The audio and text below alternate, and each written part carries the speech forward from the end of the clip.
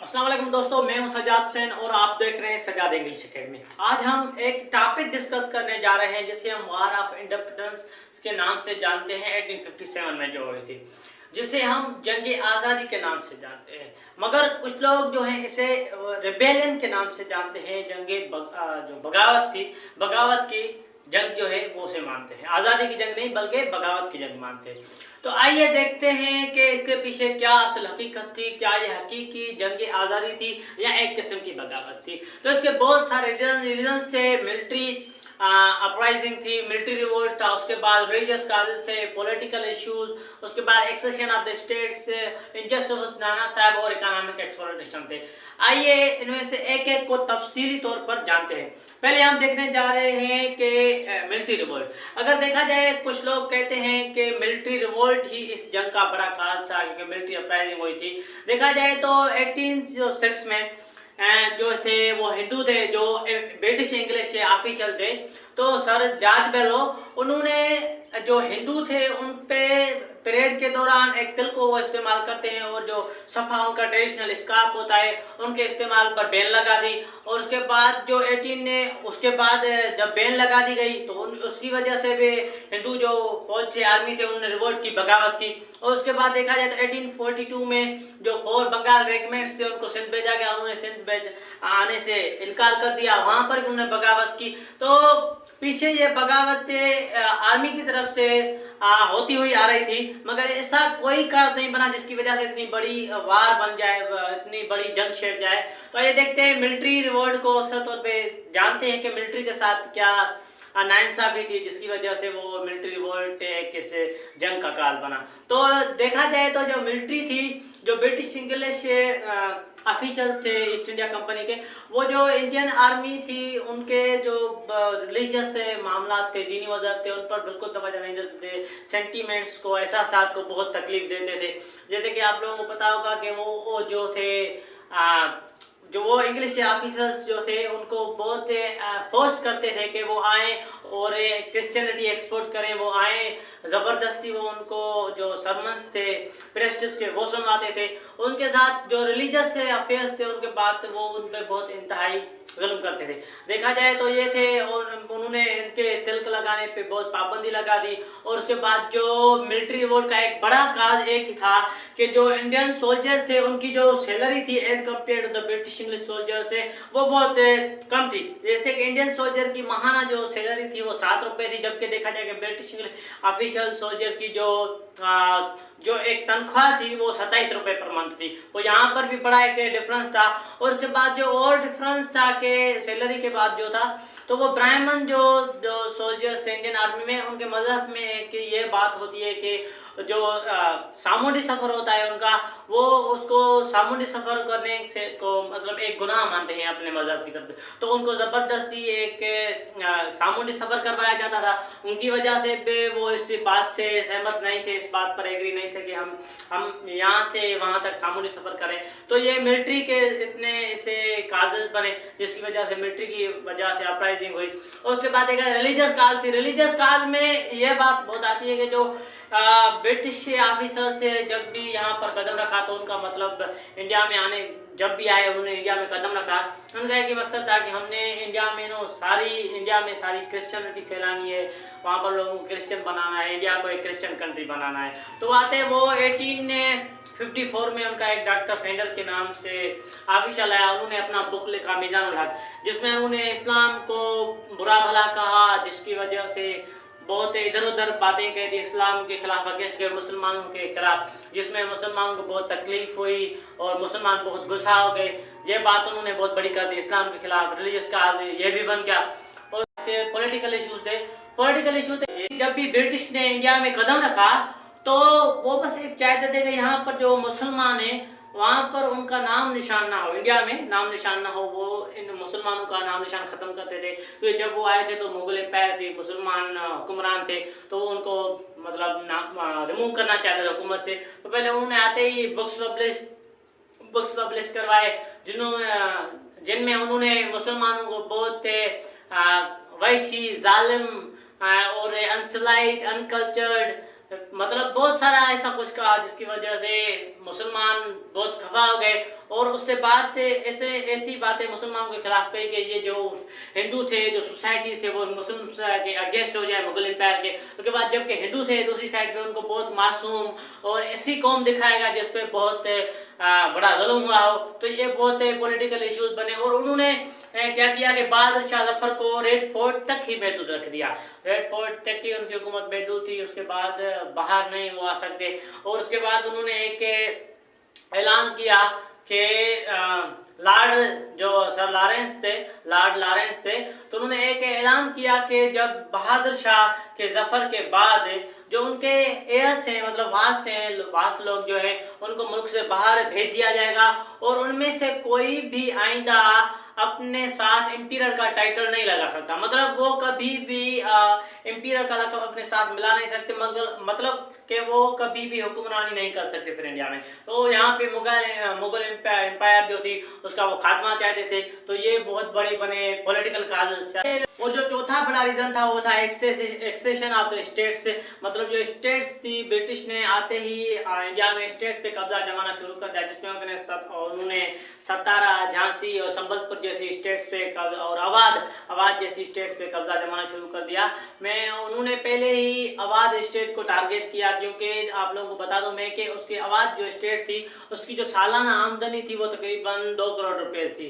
तो अवध की स्टेट को ऑक्यूपाई करने के लिए उन्होंने जो वहाँ का नवाब था, रूलर था, उस पर 16 लाख रुपए की मिलिट्री एक्सपेंसेस की वजह से टैक्सेस रख दी और आहिस्ता आहिस्ता उन्होंने अवध की स्टेट पे कब्जा जमा लिया। तो जो हिस्टोरियंस हैं वो इस बात को ऐसे देखते हैं, जो इंग्लिश की तरफ से अवध की जो स्टेट थी उसको उसके अंदरूनी मामला जो थे, इंटरफियरेंस, इलीगल इंटरफियरेंस में दखल अंदाजी करना, जो इलीगल उनके जो मैटर्स थे उनमें इलीगल इंटरफियरेंस करना, मुदाखलत करना, और जो वहाँ के रूलर्स थे और अवाम था उनका कत्ल करने की वजह से जो इंग्लिश रूलर्स थे उन पर बहुत बुरा असर हुआ तारीख में।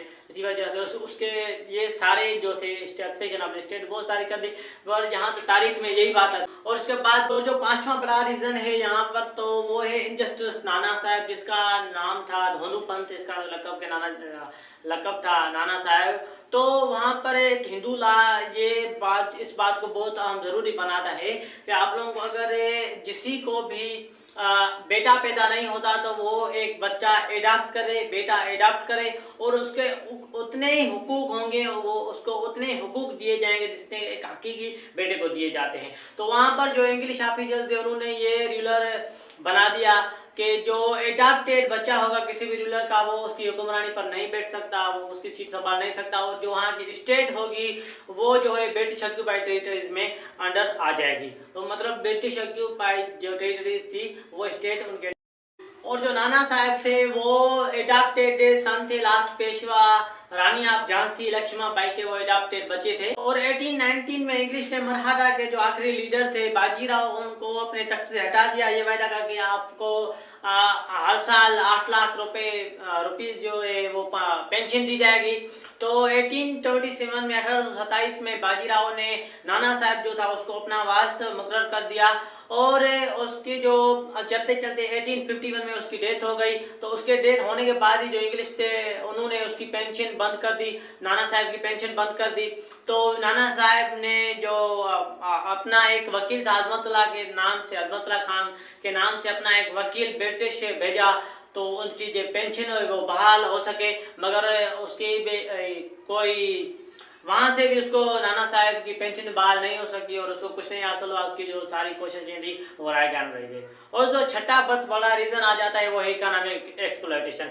आप लोगों को ये पता चलूं कि जो इंग्लिश ऑफिसर्स थे वो इंडिया में रहने के लिए तो नहीं आए थे, वो यहाँ पर ट्रेड करने के लिए आए थे। जो भी वहाँ से रिटायरमेंट लेता, यहाँ कोई और प्रॉब्लम हो जाता इंग्लिश ऑफिसर का, तो अपनी सारी प्रॉपर्टीज एक्सेट जायदाद लेकर ब्रिटिश चला जाता, तो वहाँ से बहुत इकोनॉमी डाउन होने शुरू हो गई। तो उसकी वजह से और बहुत इसमें से एक वजह ये भी थी कि जो ब्रिटिश थी वो जो सिल्क होती थी, वो कपा होती थी उनकी, वो जो ब्रिटिश थी वो कपा फ्रांस और इटली से मंगवाती थी। तो उन्होंने वहाँ से फ्रांस और इटली से कपा की इंपोर्ट जो थी बंद कर दी, और यहाँ से इंडिया से कपा जो अपने इंपोर्ट करने शुरू कर दी। और जो यहाँ से इंडिया की कपा थी, जो इंडस्ट्रीज थे कपा के, उन्होंने जो बहुत इंडस्ट्रीज तबाह कर दिए, क्योंकि आप लोग के बता दूं कि ये यहाँ पर इंडस्ट्री चलती, तो यहाँ पर इनको कपड़ा जो थी वो हाई रेट पे मिलती, तो वो क्या करते इंग्लिश ऑफिशियल से यहाँ की इंडस्ट्री खत्म कर दी उन्होंने, और यहाँ से वो कपड़ा बहुत कम रेट पे खरीद करते, वहाँ अपने मुल्क में ब्रिटिश में ले जाते और वहाँ से कपड़ा बना के यहाँ क्या थे और बहुत महंगे रेट में बेच देते थे। तो उन्होंने ये इकोनॉमी इंडस्ट्री तबाह कर दी, जो भी थी यहाँ पर इकोनॉमी के बहुत बड़ा असर हुआ। उन्होंने जो नेटवे वहाँ पे कारपेंटर्स थे वहाँ पे उनको उन पर पाबंदी लगा दी कि आप लोग कारपेट्स ना बनाएं, हटा के इतना जुल्म भी किया है, ऐसी हद तक इंग्लिश ऑफिसर्स गए कि कई जो वहाँ के कारपेंटर थे उनको अंगूठे काट दिए ताकि वो दोबारा कारपेट्स नहीं बना सके। तो इसकी वजह से जो इकोनॉमी थी वो बहुत कम होने लगी, वहाँ पे जो गुर्बत थी वो, तो ये सारे तो एक्चुअली रीजंस हो के जिसकी वजह से वहाँ होनी थी, ये सारे हालात थे वहाँ के। ऐसा इमीडिएट काल क्या बना जिससे आउटब्रेक का बार हो गया। तो 1857 में जो इंग्लिश ऑफिसर्स थे उन्होंने एक राइफल इंट्रोड्यूस करवाई, एयरफील्ड राइफल, जिसमें वो कारतूस इस्तेमाल करते थे। तो बात है कि एक ब्राह्मण सोल्जर था, वो अपने खाने की हिस्ट्री में कहा जाता है, ऐसे बताया जाता है कि ब्राह्मण सोल्जर था, वो अपने खाने पकाने की चीज़ें लेने के लिए रास्ते से जा रहा था, तो उसके हाथ में एक लोटा सा पानी से भरा हुआ था। तो वो रास्ते में इंग्लिश सोल्जर से मिला, जिसने उसे ब्राह्मण सोल्जर से कहा कि मुझे गिलास पानी का दे।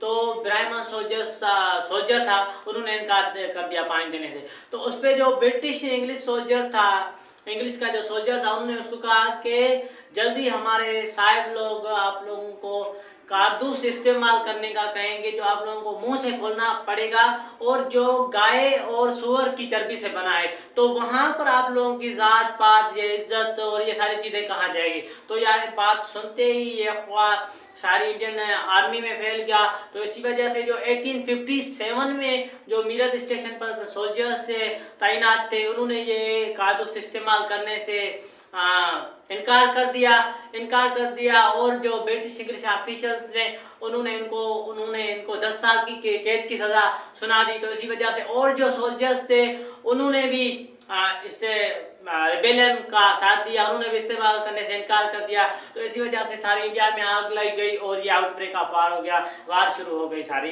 जंग हो गई। मैं आप लोगों को यह भी बता दूं कि ये जो बगावती फौज की तरफ कारतूस ना इस्तेमाल करने की ये मंगल पांडे ने शुरू की थी।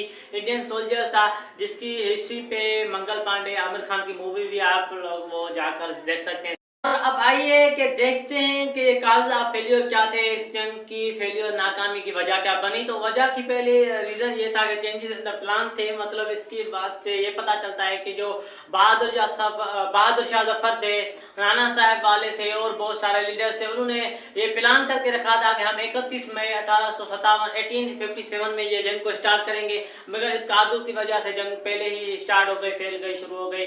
और ये बहुत बड़ा और रीजन था कि मुसलमानों के पास एक एफिशिएंट लीडर नहीं था।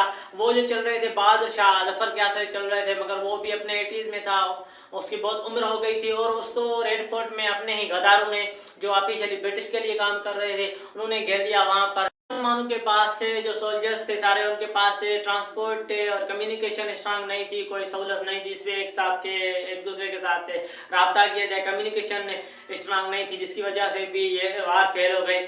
और इकोनॉमिक के कंडीशन की वजह से भी आप लोगों में इकोनॉमिक एक्सप्लोइटेशन वारिज्म में पहले ये बता दिया ये चीज़ें कि बहुत इकोनॉमी पहले ही डाउन हो चुकी थी। और ट्रेजरी ऑफ द सिक्स इसमें बहुत रोल प्ले करती है, क्योंकि जो सिक्स थे वो ब्रिटिश इंग्लिश सोल्जर्स थे, उनके साथ मिल गए और उन्होंने उनकी फिनेंशियल एड और बहुत सारी मदद वगैरह की। लास्ट में इस वार का रिजल्ट ये निकला कि जो इंडिया थी वो डायरेक्टली ग्रेट ब्रिटेन के रूल के अंडर आ गई।